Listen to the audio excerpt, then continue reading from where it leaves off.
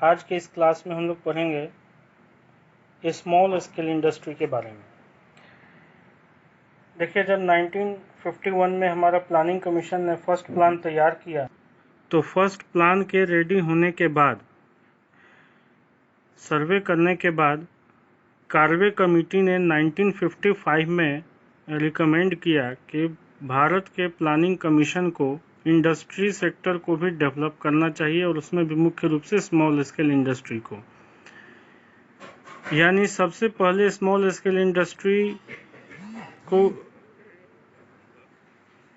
सर्वे committee का कहना था कि यदि हम लोग अपने 5 ईयर प्लान के main goals self sufficiency, modernisation, GDP growth, full employment, इन सब सिचुएशन को अचीव करना चाहते हैं तो उसके लिए हमें स्मॉल स्केल इंडस्ट्री को डेवलप करना पड़ेगा। स्मॉल स्केल इंडस्ट्री को डिफाइन जो है कैपिटल में इन्वेस्टमेंट के अमाउंट के बेसिस पे किया जाता है। जब हमारा फर्स्ट 5 ईयर प्लान तैयार हुआ था तो 5 ईयर प्लान के दौरान उस समय इंडिपेंडेंस के एव में प्लानिंग के शुरुआत में जो है ये डिफाइन किया गया कि वो इंडस्ट्री जिसमें मैक्सिमम अमाउंट 5 लाख रुपए तक का इन्वेस्ट होगा उसके एसेट्स पे, उसके मशीनरीज पे, इसमें इक्विपमेंट्स पे, तो उसको हम लोग स्मॉल स्केल इंडस्ट्री की श्रेणी में रखेंगे। समय समय पर ये अमाउंट चेंज होते रहा है और at present small scale industry के लिए जो इन्वेस्टमेंट लिमिट है वो 5 करोड़ का है। यानी वर्तमान में स्मॉल स्केल इंडस्ट्री में वो सारे इंस्टीट्यूशंस आएंगे, वो सारी कंपनियां आएंगी, वो सारी इंडस्ट्रीज आएंगे जिनका इन्वेस्टमेंट मैक्सिमम 5 करोड़ तक का है। उन सबको स्मॉल स्केल इंडस्ट्री में रखा जाएगा। तो हम लोग अभी इसमें 2 मेन चीज़ पैराग्राफ में ध्यान रखेंगे। प्लानिंग के बिगनिंग में जो है स्मॉल स्केल इंडस्ट्री के लिए जो इन्वेस्टमेंट लिमिट था वो 5 लाख रुपए था। एट प्रेजेंट ये 5 करोड़ है। और स्मॉल स्केल इंडस्ट्री के रोल को इम्पोर्टेंस देने के लिए सबसे पहले हमारे देश में जिसने रिकमेंड किया था वो थे कार्वे कमेटी 1955 में। आगे देखते हैं हम लोग features of small scale industry के बारे में। देखिए, लिखा गया है कि small scale industries labour intensive कहने का मतलब कि स्मॉल स्केल इंडस्ट्री में मशीनरीज का इस्तेमाल कम और प्रोडक्शन प्रोसेस में लेबर का इस्तेमाल ज़्यादा होता है। यानी जिस देश में आप बेरोजगारी की बात करते हैं उस देश में स्मॉल स्केल इंडस्ट्री का डेवलप होना बहुत ज़रूरी है, क्योंकि यही वो इंडस्ट्री सेक्टर है जहाँ पे लेबर का इस्तेमाल कैपिटल से, मशीनरी से ज़्यादा किया जाता है और इस तरह से एसएसआई को इनकरेज करके, प्रमोट करके हम बेरोजगारी को कम कर सकते हैं। दूसरा है कि एसएसआई जो है वो इक्वलिटी को, यानी इक्विटी का जो हमारा गोल है उसको इनकरेज करता है, क्योंकि स्मॉल स्केल इंडस्ट्री के लिए देखिए कम कैपिटल की ज़रूरत पड़ती है और कम कैपिटल में ज़्यादा से ज़्यादा एम्प्लॉयमेंट दिया जा सकता है। इसके साथ साथ जो है कम कैपिटल होगा तो ज़्यादा से ज़्यादा लोग जो है बिजनेस शुरू कर सकते हैं। इससे कॉम्पिटिटिव इन्वायरमेंट तैयार होगा और कुछ लोगों का ही जो है इकोनॉमी पे कंट्रोल जो होता है वो कम हो जाएगा। तो इससे इक्विटी प्रमोट होगा, यानी अमीर और गरीब के बीच का जो अंतर है वो कम हो जाएगा। तो एक बार इसको हम लोग समझते हैं, एक बार फिर से इसको देखते हैं। लिखा गया है कि स्मॉल स्केल इंडस्ट्री को शुरू करने के लिए कम कैपिटल इन्वेस्टमेंट की जरूरत पड़ती है and with the same capital investment they provide employment to more people as compared to large industries. देखिए, बड़ी कंपनियां जो होती हैं वो लोग के पास कैपिटल ज़्यादा होता है, वो मशीनरीज में इन्वेस्टमेंट ज़्यादा करते हैं अपनी एफिशिएंसी को बढ़ाने के लिए। तो कम ही बड़ी कंपनियां होंगी तो अमाउंट उनका कम होगा, यानी कि इंडस्ट्री की संख्या कम होगी, नंबर ऑफ इंडस्ट्रीज कम होंगे और एम्प्लॉयमेंट भी बहुत ज़्यादा नहीं होगा। लेकिन स्मॉल स्केल इंडस्ट्री में क्या है कि छोटा इन्वेस्टमेंट है तो नंबर ऑफ फर्म्स ज़्यादा हो जाएंगे और नंबर ऑफ फर्म्स बढ़ेगा, एम्प्लॉयमेंट भी ज़्यादा होगा। तो इस तरह से एम्प्लॉयमेंट को भी ये बढ़ाया, इनकम जनरेशन का डिस्ट्रीब्यूशन सही तरीके से हुआ, हर तरफ हुआ, हर जगह हुआ और अमीर और गरीब के बीच का अंतर कम हो जाएगा। कॉम्पिटिटिव इन्वायरमेंट होगा, ज़्यादा फर्म्स होंगे तो कॉम्पिटिशन ज़्यादा होगा, जिसका बेनिफिट हमारे इकोनॉमी को मिलेगा। थर्ड लिखा गया है कि स्मॉल स्केल इंडस्ट्री जो है डिसेंट्रलाइजेशन को प्रमोट करता है और रीजनल बैलेंस भी मेंटेन करके रखता है। देखिए, ज़्यादातर बड़ी कंपनियों में बहुत ज़्यादा रॉ मटेरियल की ज़रूरत पड़ती है और वो अपने फैक्ट्रीज को उसी जगह इस्टेब्लिश करते हैं जहां से उनको इजीली रॉ मटेरियल अवेलेबल हो जाए, ज़्यादातर रॉ मटेरियल के सोर्स के पास। लेकिन स्मॉल स्केल इंडस्ट्री में कम अमाउंट में रॉ मटेरियल की ज़रूरत पड़ती है, और इसलिए ये कोई ज़रूरी नहीं है कि ये अपने इस्टेब्लिशमेंट को, अपने फैक्ट्री को रॉ मटेरियल के सोर्स के पास में ही इस्टेब्लिश कर सकें। तो इनके पास लोकेशनल फ्लेक्सिबिलिटी का बेनिफिट होता है, और इस वजह से जो है स्मॉल स्केल इंडस्ट्री देश के हर हिस्सों में इस्टेब्लिश हो सकता है, और जब देश के हर एक क्षेत्र में ये इस्टेब्लिश होगा तो इससे डेवलपमेंट ज़्यादा होगा। तो इस तरह से स्मॉल स्केल इंडस्ट्री के बारे में हम लोग पढ़े। मुख्य रूप से स्मॉल स्केल इंडस्ट्री को डिफाइन किया गया है उसके इन्वेस्टमेंट लिमिट के आधार पर। प्लानिंग के बिगनिंग में वैसे इंडस्ट्रीज जिनका इन्वेस्टमेंट 5 लाख तक मैक्सिमम हो वो स्मॉल स्केल इंडस्ट्री में आएगा, और वर्तमान में ये लिमिट बढ़ा के 5 करोड़ तक का कर दिया गया है। सबसे पहले स्मॉल स्केल इंडस्ट्री के रोल को इंकरेज करने के लिए जो इसने रिकमेंड किया था वो कार्वे कमेटी थी 1955 में। इसका मेन फीचर होता है कि ये लेबर इंटेंसिव होता है, यानी इसे एम्प्लॉयमेंट ज़्यादा से ज़्यादा प्रोवाइड करेगा। दूसरा, ये इक्विटी को भी इंकरेज करता है क्योंकि इसमें बहुत बड़े अमाउंट ऑफ इन्वेस्टमेंट की ज़रूरत नहीं पड़ती। और तीसरा कि ये रीजनल जो लोकेशनल फ्लेक्सिबिलिटी होने की वजह से ये रीजनल बैलेंस भी मेंटेन करता है, यानी रीजनल इक्वालिटी को भी प्रमोट करता है।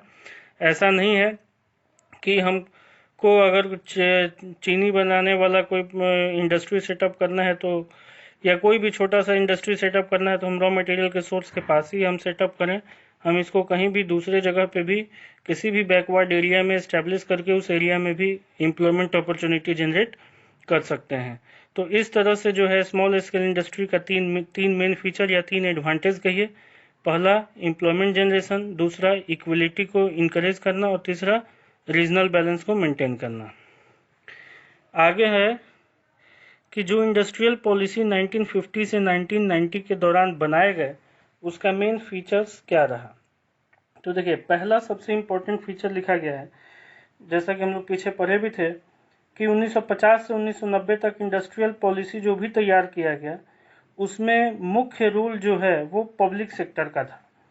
यानी जो भी हेवी इंडस्ट्री थे, कोर इंडस्ट्री थे, या इन्वेस्टमेंट से रिलेटेड पॉलिसी था, उसमें मेन रोल जो है पब्लिक सेक्टर को ही दिया गया, यानी public enterprises were to play a central role in the process of industrialisation. दूसरा था कि इंडस्ट्रियलाइजेशन को जो हम लोग इनकरेज किए उसका मेन फोकस था इंपोर्ट सब्सटीट्यूशन।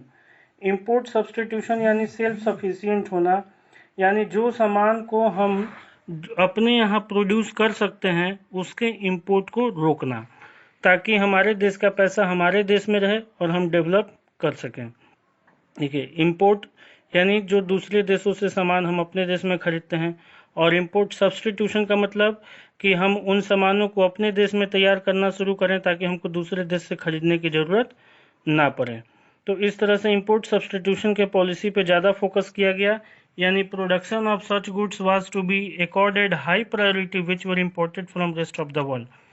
इसके अलावा जो है डोमेस्टिक इंडस्ट्री को फॉरेन कंपटीशन से बचाना। देखिए, हम लोग पढ़े थे फर्स्ट चैप्टर में कि ब्रिटिश पॉलिसी जो था वो हमारे यहाँ की डोमेस्टिक इंडस्ट्री को डिस्ट्रॉय कर दिया, क्योंकि उसने फॉरेन कंपनियों के प्रोडक्ट को यहाँ पे काफ़ी बेनिफिट दे रखा था टैक्स वगैरह में, जिसकी वजह से, और हमारे यहाँ की कंपनियों में काफ़ी हेवी टैक्स लगाया, जिसकी वजह से उनका प्रोडक्ट ज़्यादा बिका। भारत सरकार का ये कोशिश रहा कि डोमेस्टिक इंडस्ट्री को हम फॉरेन कंपटीशन से बचाएं, यानी विदेशी कंपनियों के प्रोडक्ट को अपने यहाँ पे कम से कम लाने दिया जाता था, ताकि हमारे यहाँ की कंपनियों को कंपटीशन ज़्यादा ना मिल सके और ये इंडस्ट्री सक्सेस हो सके। इसके लिए सरकार ने 2 पॉलिसी अपनाया, एक टैक्स से रिलेटेड, एक कोटा से रिलेटेड। टैक्स यानी कि इंपोर्ट पे हेवी टैक्स लगा दिया गया ताकि इंपोर्ट कम से कम हो, और उनका कोटा फिक्स कर दिया गया, यानी कि मैक्सिमम लिमिट फिक्स कर दिया गया कि कोई कमोडिटी अगर आप बाहर से इंपोर्ट करते हैं तो उसका मैक्सिमम कितना क्वांटिटी इंपोर्ट कर सकते हैं, उससे ज़्यादा इंपोर्ट नहीं कर सकते हैं। इसके अलावा जो लार्ज स्केल पर जो भी इंडस्ट्री डेवलप किए गए उनका मुख्य रोल था इंफ्रास्ट्रक्चर तैयार करना देश के लिए, है ना, रोड, डैम्स, ब्रिज वगैरह तैयार करना, इसके साथ साथ पावर जनरेशन पे काम करना, इसके अलावा जो है कैपिटल गुड्स का प्रोडक्शन करना। तो लार्ज स्केल इंडस्ट्री का मुख्य रोल था कैपिटल गुड्स के प्रोडक्शन पर और इंफ्रास्ट्रक्चरल बेस तैयार करने पे। और एम्प्लॉयमेंट के साथ साथ इक्विटी के गोल को अचीव करने के लिए स्मॉल स्केल इंडस्ट्री पे फोकस किया गया। तो ये 1950 से 1990 तक जो 5 हम लोग जो भी पॉलिसी अपनाए थे इंडस्ट्रियल डेवलपमेंट के लिए, उसका मुख्य 5 फीचर यही रहा। पहला कि पब्लिक सेक्टर के रोल को ज़्यादा इंपॉर्टेंस दिया गया। दूसरा, इंपोर्ट सब्सटीट्यूशन पे फोकस किया गया। तीसरा, डोमेस्टिक इंडस्ट्री को फॉरेन कंपटीशन से प्रोटेक्ट करने के लिए इंपोर्ट और कोटा का सहारा लिया गया, इंपोर्ट ड्यूटी और कोटा का सहारा लिया गया। इसके बाद जो लार्ज स्केल इंडस्ट्री डेवलप किए गए उनका मुख्य रोल इंडस्ट्रियल बेस तैयार करने से रिलेटेड रहा, और स्मॉल स्केल इंडस्ट्री को डेवलप करने पर फोकस किया गया ताकि एम्प्लॉयमेंट जनरेशन और इक्विटी को इंकरेज किया जा सके। तो इस तरह से हम लोग स्मॉल स्केल इंडस्ट्री के बारे में और 1950 से 1990 के पॉलिसी के बारे में देखें। आगे हम लोग देखते हैं कि जो भी पॉलिसी 1950 से 1990 तक इंडस्ट्री को डेवलप करने के लिए अपनाया गया था, उसके कुछ पॉजिटिव और नेगेटिव इम्पैक्ट क्या थे। तो देखिए, इंडस्ट्रियल पॉलिसी जो अडॉप्ट किया गया उसका पॉजिटिव इम्पैक्ट ये रहा कि हमारे देश में 50 से 90 के बीच में जो ग्रोथ रेट था वो 6% तक बढ़ा, यानी there was about 6% annual increase in output. जो टोटल आउटपुट था वो 6% के रेट से बढ़ा 1950 से 90 के बीच में। दूसरा, हमारे देश में सनराइज इंडस्ट्री काफ़ी तेज़ी से उभर के सामने आया, यानी इलेक्ट्रॉनिक गुड्स से रिलेटेड जो है इंडस्ट्री काफ़ी तेज़ी से इस पीरियड के दौरान डेवलप हुए।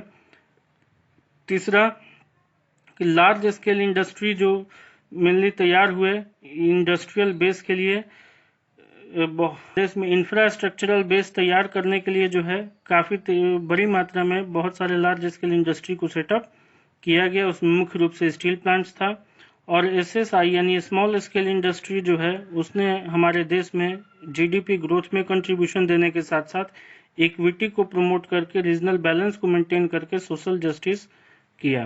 तो इस तरह से जो है हमारे देश में हम अपने इक्विटी के गोल को भी अचीव कर सके, एम्प्लॉयमेंट जनरेशन को भी अचीव कर सके, सोशल जस्टिस को मेंटेन कर सके, इंफ्रास्ट्रक्चरल बेस तैयार कर सके, एनुअल जीडीपी ग्रोथ रेट बढ़ गया, और सनराइज इंडस्ट्री यानी इलेक्ट्रॉनिक गुड्स इंडस्ट्री भी काफ़ी तेजी से ग्रोथ किए इन 40 सालों के दौरान। अब देखते हैं हम बैड इफेक्ट। तो देखिए, सबसे पहला बैड इफेक्ट ये था कि ज़्यादातर हमारे यहाँ जो रोल था, मुख्य रोल, वो पब्लिक सेक्टर को दे दिया गया, जिसमें इनएफिशिएंसी और करप्शन ने एक बहुत बड़ा रोल प्ले किया, यानी भ्रष्टाचार, उसमें घोटाले होने शुरू हो गए, चोरी होना शुरू हो गया, इनएफिशिएंसी काफ़ी तेज़ी से बढ़ा, और पब्लिक कंपनियां जो हैं इन 40 सालों में बहुत ज़्यादा लॉस में चली गई थी। इनमें कोई ज़्यादा डेवलपमेंट या ग्रोथ इन कंपनियों में नहीं हुआ। दूसरा कि हम लोग पढ़े थे कि हाई इंपोर्ट ड्यूटी और कोटा फिक्स करने से हम डोमेस्टिक इंडस्ट्री को प्रोटेक्ट तो किए फॉरेन कंपटीशन से, लेकिन इसका नतीजा ये हुआ कि कॉम्पिटिटिव इन्वायरमेंट क्रिएट नहीं हो सका, और हमारे देश की जो कंपनियां थीं वो अपने प्रोडक्ट के क्वालिटी को इंटरनेशनल स्टैंडर्ड से मेंटेन नहीं कर सकी, यानी हम लोग उस क्वालिटी को मेंटेन नहीं कर सके जो इंटरनेशनल स्टैंडर्ड के क्वालिटी का प्रोडक्ट होता है। तीसरा लिखा गया है, saving foreign exchange through import substitution prove to be an inefficient policy instrument. देखिए, लिखा है कि फॉरेन एक्सचेंज यानी विदेशी मुद्रा बचाने के लिए हमने इंपोर्ट सब्सटीट्यूशन के पॉलिसी को अपनाया, यानी कि हम लोग जो है इंपोर्ट करना कम कर दिए ताकि फॉरेन रिजर्व हम बचा सकें और अपने देश में इसका इस्तेमाल कर सकें।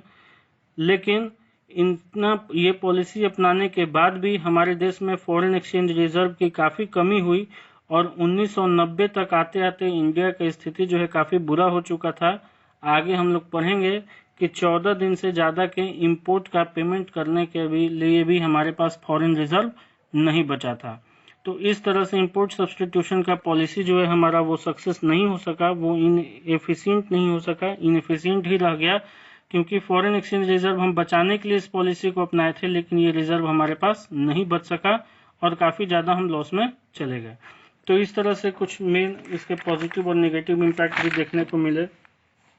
नेगेटिव इम्पैक्ट में मेन था कि हम करप्शन, इनएफिशिएंसी, पिलफरेज, ये सब काफ़ी ज़्यादा हुआ, पब्लिक सेक्टर कंपनियां काफ़ी लॉस में गईं, डोमेस्टिक इंडस्ट्री को प्रोटेक्ट करने की वजह से हम इंटरनेशनल लेवल के क्वालिटी स्टैंडर्ड को मेंटेन नहीं कर सके, और तीसरा फॉरेन एक्सचेंज रिजर्व को बचाने के लिए जो पॉलिसी हमने इंपोर्ट सब्सटीट्यूशन का अपनाया था वो हमारा इनएफिशिएंट हुआ, हम अपने फॉरेन एक्सचेंज रिजर्व को नहीं बचा सके, काफ़ी लो लेवल पे ये चला गया था।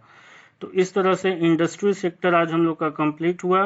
अगले क्लास में हम लोग फॉरेन ट्रेड के बारे में पढ़ेंगे कि भारत का 1950 से 1990 के बीच में एक्सपोर्ट इंपोर्ट को लेकर के क्या पॉलिसी अपनाया गया। Thank you.